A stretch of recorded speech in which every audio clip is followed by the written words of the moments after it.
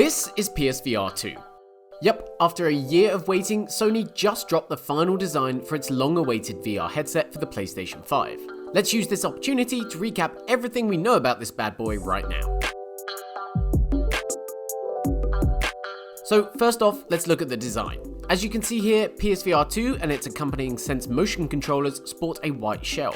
It looks a little bit like the Quest 2, but is more directly comparable to the PS5 console itself.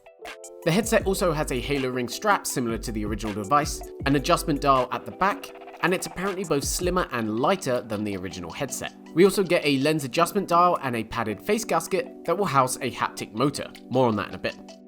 Sony says that the headset even includes a new ventilation system to reduce fogging, and features like the movable visor distance and headphone jack on the wire will remain the same too.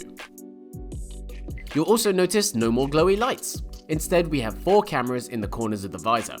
Let's get into that with the specs.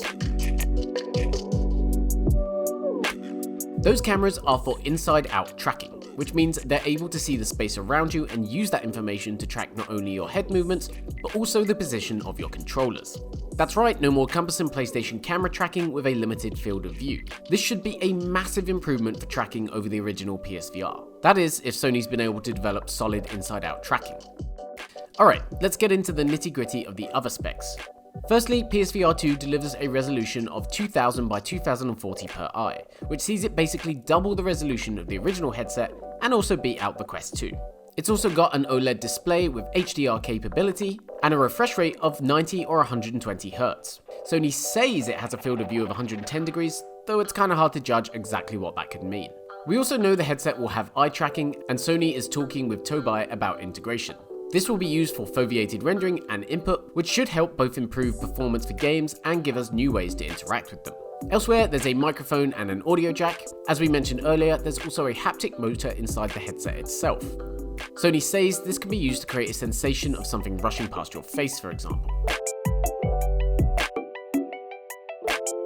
We've actually known about the Sense controllers for a while now, pictured here in their initial black design. These look like a big step up from the PlayStation Move controllers used with the first PSVR. For starters, they've got analog sticks, a grip button, capacitive touch sensors for your thumbs and index fingers, and sport the same trigger resistance and haptic feedback technology as seen in PS5's DualSense controller.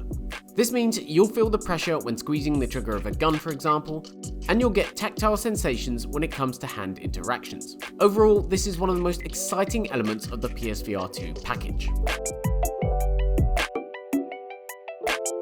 PSVR 2 connects to PS5 via a single USB-C wire. That's dramatically simpler than the breakout box included in the original, though still not a wireless option that some would prefer. The PS5 itself is a much more powerful console than the PS4 before it, and we've already seen what this means for VR in the form of its first game, Horizon Call of the Mountain. This is a spin-off to Guerrilla's popular open world series, and it has a stunning reveal trailer and is being developed by Firesprite, a studio that Sony itself recently acquired. Given all that's been revealed about PSVR 2 thus far, you might assume it will be out this year, right? Well, we don't know that for sure. So far, Sony hasn't mentioned any particular release window for the headset. It's still very possible that it releases this year, but given the ongoing component shortage is still hampering sales of the PS5 itself, there's a real chance it takes a little longer than that too. As for price, well, it's anyone's guess. But with high-end specs like these, we certainly wouldn't expect PSVR 2 to be cheap. The discless PS5 model, for example, costs $400. Is it possible Sony could match that price, or maybe even undercut it a little?